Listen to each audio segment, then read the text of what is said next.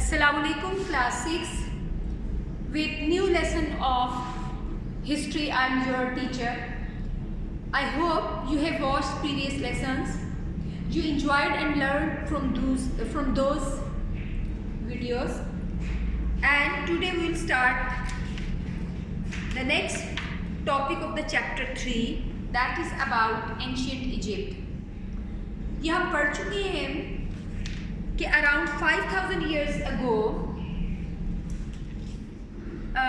the same period जिसमें Indus valley के गिर्द इंडस वैली सिविलाइजेशन शुरू हुई एंड फ्लरिश। इसी तरह between two reverse tigris and Euphrates और इसी तरह येलो रिवर इन चाइना के अराउंड जो सिविलाइजेशन शुरू हुई, it is assumed the same time was when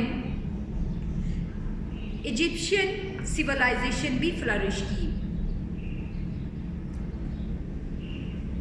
and it was independent state। आज की तरह ये जो हमारे फेडरल स्टेट्स हैं पूरी दुनिया में इस तरह की जिसमें प्रोविंसेस वगैरह होते हैं, ये इस तरह की नहीं थी। ये अपनी जगह पे इंडिपेंडेंट थी क्योंकि उन वक्तों में कम्युनिकेशन नहीं थी। इसलिए ये भी हम नोटिस करेंगे कि जो पहले हमने सिविलाइजेशंस पढ़ी हैं वो भी वाटर के गिर्द थी। जैसे Indus valley civilization, it was around Indus water, क्योंकि दैट टाइम और आज भी पानी जो है वो इंसान के लिए बहुत अहम है and is a important source of settlement कदीम वक्तों में, क्योंकि आज की तरह पानी को एक जगह से दूसरी जगह ले जाने के इंतज़ामात नहीं होते थे, इसलिए वाटर के गिर्द सेटलमेंट्स होती थी। तो ये जो इजिप्शियन सिविलाइजेशन है, ये एंशियंट इजिप्ट हैं, ये भी रिवर नाइल के गिर्द जो है वो सेटल हुए 5000 BC में। और इसमें इन्होंने ये जो सिविलाइजेशन है ये 30 सेंचुरीज तक ये सिविलाइजेशन चलती रही, 30 सेंचुरीज तक, until Alexander the Great occupied this area। So 30 centuries तक ये, और इसमें 26 डायनेस्टीज ने रूल किया इस दौरान। एंड इस दौरान ज़्यादातर जो है वो एग्रीकल्चर होती रही। आई show you map of this civilization. This is river Nile going from the Mediterranean Sea all the way down, और ये दुनिया का लॉन्गेस्ट रिवर है जो कि 6000 किलोमीटर है, और ये फिर जाता है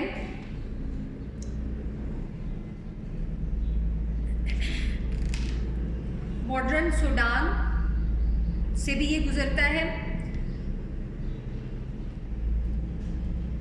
और जो इजिप्शियंस थे वो they were totally dependent on this river, because इसका जो वाटर है वो इस्तेमाल करते थे एग्रीकल्चर के लिए। और they used to call the black land along the river Nile, और इसमें वो रिवर नाइल में फ्लड के ऊपर भी उनकी फर्टिलिटी का इन्हिसार था। हम ये जो ज्योग्राफी में पढ़ चुके हैं कि जो रिवर होते हैं वो जब फ्लड आता है तो अपना जो मटेरियल होता है उनके वाटर में जो कि बहाव के दौरान उनमें शामिल होता है उसको सेटल कर देते हैं अपने इर्द गिर्द के इलाकों में, और उन एरियाज़ को फ्लड प्लेन कहते हैं, और वो दुनिया में फर्टाइल प्लेसेस होती हैं।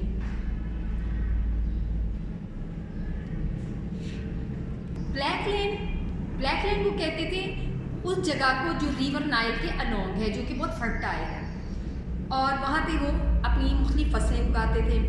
लेकिन अपने जो डेड थे उनको वो दफन करते थे रेड लैंड, और ये रेड लैंड रिवर से थोड़ा सा हट के डेजर्ट की गर्मी में जो है उन इलाकों में करते थे, बिकॉज जो रिवर के अलोंग होते थे एरियाज, उसको तो वो फर्टिलाइज़र के लिए, एग्रीकल्चर के लिए इस्तेमाल करते थे, क्योंकि वो फर्टाइल लैंड होती थी। इसलिए जो अपने डेड थे वो थोड़ा सा हट के डिजर्ट में दफन करते थे। इसलिए हमने इस चैप्टर के शुरू में पढ़ा कि जब ब्रिटिश आर्कियोलॉजिस्ट कार्टर ने जाके देखा तो उसे डिजर्ट में एक चैम्बर, क्लोज चैम्बर उसको मिला, और उसने उसमें सुराख किए, देखे तो उसको वहाँ पे वैल्यूएबल्स मिले। तो दिस इज़ द, इन चीज़ों से ये एविडेंसेस हैं इन चीज़ को, इस थ्योरी को प्रेजेंट करने के लिए कि वो रेड लैंड में अपने लोगों को दफन करते थे। और इस तरह क्योंकि वो अपने डेड के साथ चीज़ें मुख्तलिफ तरह की चीज़ें रखते थे, तो इसलिए वो चीज़ें जो हैं उसमें डेजर्ट के जैसे कपड़े और बर्तन वगैरह वो डेजर्ट में ठीक, उनके ख्याल में ठीक थे। इजिप्शियंस साइंटिफिकली और मैथमेटिकली बहुत डेवलप थे। इसका जो सबूत आज की दुनिया में हमारे पास मौजूद है, उनमें ग्रेट पिरामिड्स की शक्ल में सबसे पहले we will talk about the great pyramids. Great pyramids first dynasty में बनाए गए, और ग्रेट पिरामिड्स जो है वो आज भी दुनिया में they are included in wonder of the world. यानी उनकी जो कंस्ट्रक्शन पैटर्न है, उनकी जो जिस कैलकुलेशन पे वो बनाए गए हैं, वो still they wonder the world. So the pyramid of the Egypt, especially the Great Pyramid, was built at Giza in 2560 BCE.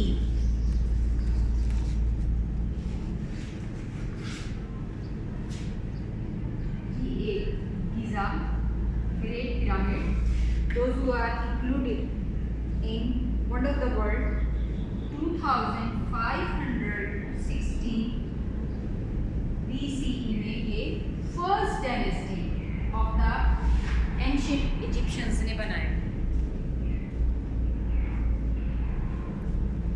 और ये दुनिया में जब तक एफिल टावर फ्रांस में नहीं बनाया गया तब तक this was the tallest building in the world. And it is said king Khufu's dead body is in it।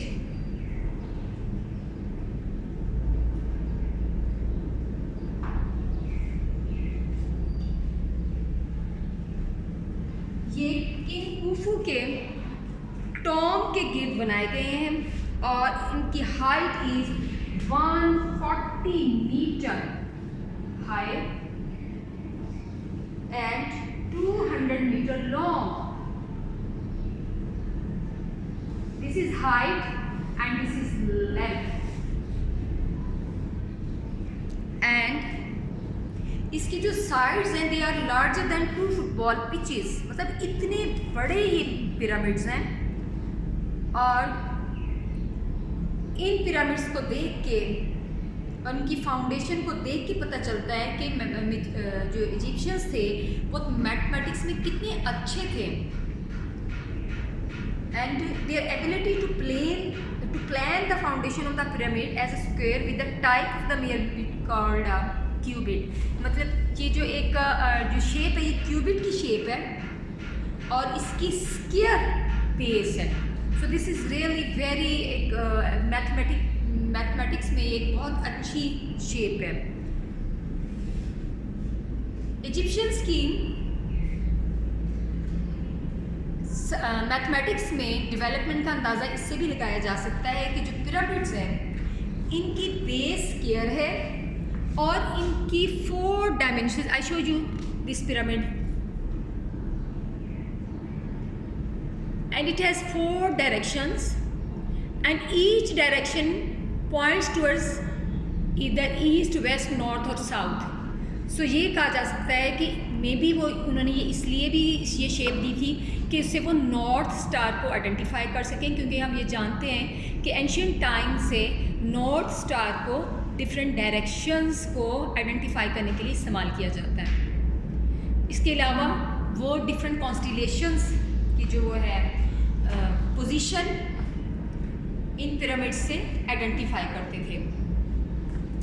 When we talk about its construction, it is said कि around 5,000 permanent workers worked for 20 years. 5,000 workers worked for 20 years. 20 years to build these pyramids. And it is said कि 20,000 temporary workers used to come and work and they used to go back home. उन वक्तों में जबकि आबादी बहुत कम थी, we can see कि ये कितना बड़ा फिगर है कि 5,000 people worked for 20 years to build these pyramids, and not only these 5,000 workers बल्कि 20,000 और भी temporary workers थे जो कि आया करते थे। इसके अलावा अगर हम इसकी शेप्स को देखें कि इसमें इस पर इतनी स्टोन इस्तेमाल किया गया है, कॉपर,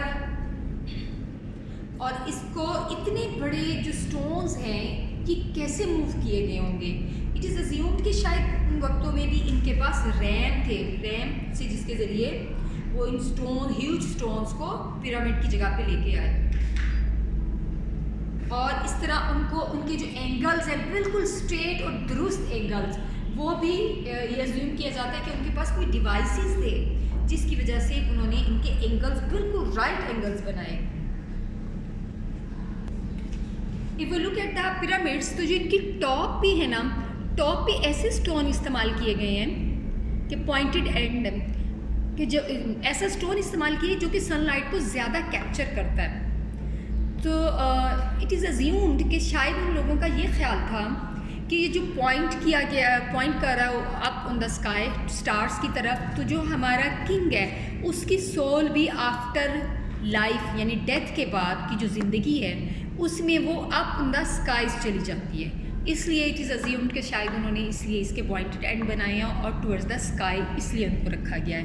बिकॉज हमने लास्ट चैप्टर में लास्ट लेसन में ये पढ़ा है कि रिलीजियस बिलीव्स जो थे इजिप्शियंस के, दे वर वेरी इंपॉर्टेंट। उनकी ज़िंदगी के हर एस्पेक्ट पे कि जो रिलीजियस बिलीफ का बहुत ज़्यादा इन्फ्लुएंस था। Now we will read about the different periods of ancient Egypt.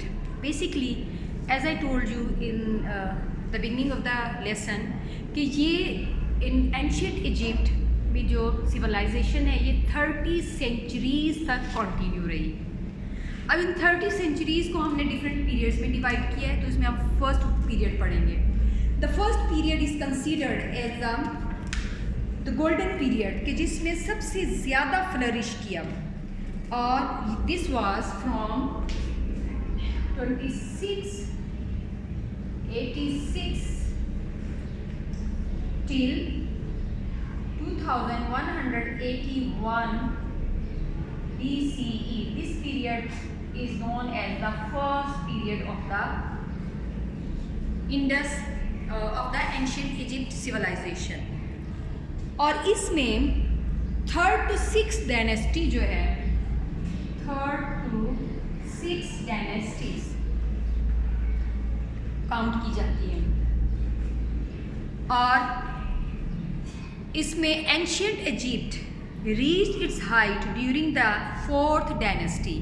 3rd to 6th dynasty में फर्स्ट पीरियड को हम कंसीडर करते हैं, और इसमें ये अपनी हाइट पे 4th डायनेस्टी पे, 4th डायनेस्टी जो कि कंटिन्यू रही from 2613 till 2494 BCE. This was the time जब ancient Egypt was at its height, and it is said that great pyramids at Giza and Sphinx were also erected during this period. और इसी दौरान trade जो है मुख्तलिफ different parts of the world trade links भी develop किए गए, और जो इजिप्शियन शिप्स थे वो गुड्स लेके आते थे, ख़ास तौर पे लकड़ी, wood, different types of the wood, और metal such as gold and copper. इसी तरह दूर दूर तक ट्रैवल करते थे कि पॉसिबली 2 days सोमालिया तक ये लोग ट्रैवल करते थे। Then is the second period जिसको कि हम मिडल किंगडम कहते हैं। पीरियड 2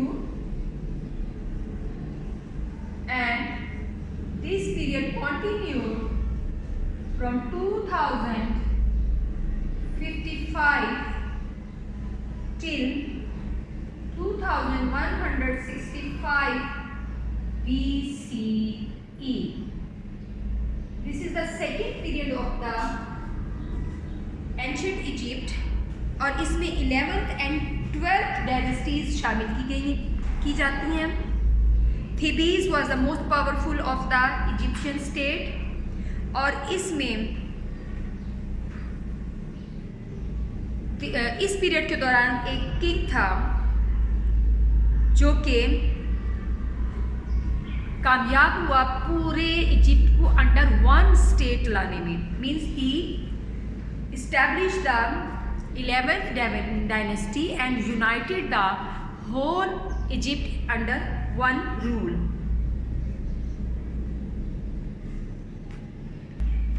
Mentuhotep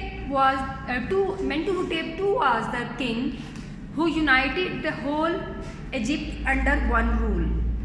लेकिन इनके हुकूमत के ख़त्म के बाद at the end of the 12th dynasty Egypt once again छोटे छोटे हिस्सों में तकसीम हो गया, मतलब मुख्तलिफ लोग इसको रूल करने लगे। एंड देन हम पढ़ते हैं third period of the ancient Egypt and then the third period in which we include 18, 19 and 20th dynasty. These are prominent. और इस दौरान जो है इजिप्ट अगेन मुख्तलिफ वक्तों में मुख्तलिफ रूलर्स ने रूल किया और फिर इजिप्ट का डाउनफॉल शुरू हो गया।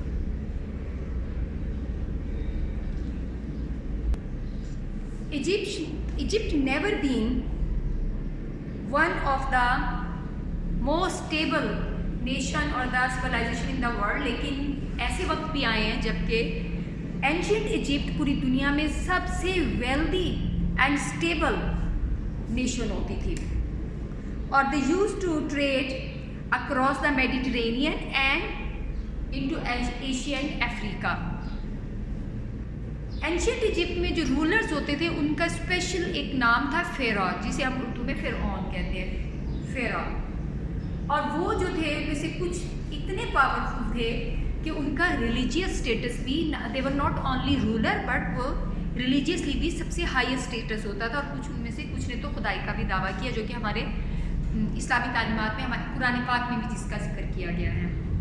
इस तरह ये कहा जाता है कि सिर्फ मर्द नहीं बल्कि लेडीज़ भी और क्वीन फेरा भी गुजरी हैं। और उनमें से कुछ के जो टॉम्स हैं, ये जैसे like I show you from a book, this is a tomb of a queen pharaoh from the ancient Egypt. We can see a face of a lady on this wall. That's why इससे अंदाज़ा लगाया गया है कि ये किसी female का जो है वो टॉम है, ये टेम्पल है। बिकॉज वो जिन बिल्डिंग्स में इट इज़ अज्यूम्ड कि जिन बिल्डिंग्स में, जिन टॉम्स में जिस बादशाह को वो दफन करते थे तो या उसकी मम्मी को प्रिजर्व करते थे तो उसकी दीवारों पे उसकी फेस भी बनाने की कोशिश करते थे।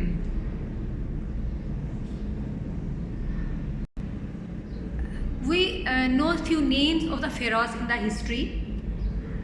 One of them is King Menes. He is considered who was the first one who united the whole Egypt. कि जिस किंग ने पूरे इजिप्ट को यूनाइट किया उसका नाम किंग मिनेस था। इस तरह एक किंग खूफू जिसके बारे में कहा जाता है कि who built great pyramids at Giza.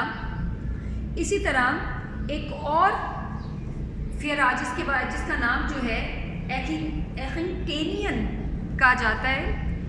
It is assumed कि उन्होंने ओल्ड इजिप्ट के रिलीजियस बिलीफ चेंज करने की कोशिश की एंड पावरफुल प्रीस्ट जिसकी वजह से उनसे नाराज़ हो गए।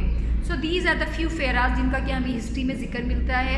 एंड वी नो कि जो हम हिस्ट्री पढ़ते हैं ये मोस्टली जो हमें एविडेंसेस मिलते हैं उनको हम आपस में रिलेट करके कुछ we try to assume some theories. So these are based on the evidences और उनके ऊपर जो theories बनाई गई हैं। I hope you learned from this chapter about the ancient Egypt. If you have any question then you can ask me. Thank you so much for watching the video.